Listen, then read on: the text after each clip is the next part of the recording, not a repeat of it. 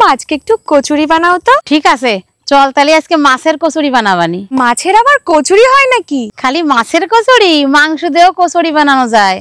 তা আজকে মাছের কচুরিটা বানাই, আর একদিন মাংসের কচুরি বানাই দিবানি। দেখেন, প্রথমে কড়াইতে জল দিয়ে ওটা রুই মাছের পিস একটু নুন আর হলুদ দিয়ে সেদ্ধ করে নেব। এধারে গামলায় খানিকটা ময়দা নিছি, এবার একটু নুন আর সাদা তেল আর জল দিয়ে মাহাইয়ে খানিক সময় ধুয়ে দেবো। এদিকে মাছ কটাও সিদ্ধ হয়ে গেছে, নামাই নিয়ে কাটা বাইছে নেব। বাসা হয়ে গেলি ওই মাছ তার সাথে আর কটা চিংড়ি মাছ দিয়ে ভালো করে বাটিয়ে নেব। এবার কড়াইতে তেল দিয়ে জিরে ফোড়ন দিয়ে দেবো। তারপরে কুচনো পেঁয়াজ, লঙ্কা, নুন, হলুদ, আদা রসুন বাটা দিয়ে খানিক সময় ভাজে নিয়ে ওই বাটিয়ে রাখা মাছটা দিয়ে দেবো। তারপরে জিরের গুঁড়ো, ধনের গুঁড়ো, লঙ্কার গুঁড়ো দিয়ে ভালো করে রান্না করে নেবো। যখন দেখবা এরকম ঝুরঝুরে হয়ে গেছে তখন গরম মশলা দিয়ে নামাই নিতে হবে। মাছের পুরটা হয়ে গেছে, এবার ওই যে ভাই তুইলাম না সেই ময়দাতে লেসি কেটে এরকম বাটির মতো বানাই নিয়ে ওর মধ্যে পুর দিয়ে আবার গোল করে আটকাই দিতে হবে। সবকটা এরকম করে বানাই নিয়ে হালকা ভাবে বেলে নিতে হবে। সবকটা বেলা হয়ে গেছে, এবার বাজিয়ে নেবো। কড়াইতে সাদা তেল দিয়ে তেল গরম হয়ে গেলে আর একটা করে ছাড়িয়ে দেবো। এইবার কচুরি গুলোরে লাল লাল করে বাজিয়ে নিতে হবে। দেখছো কি সুন্দর ফুলে ফুলে উঠতেছে। তা আজকের এই মাছের কচুরি তোমাকে কিরম লাগলো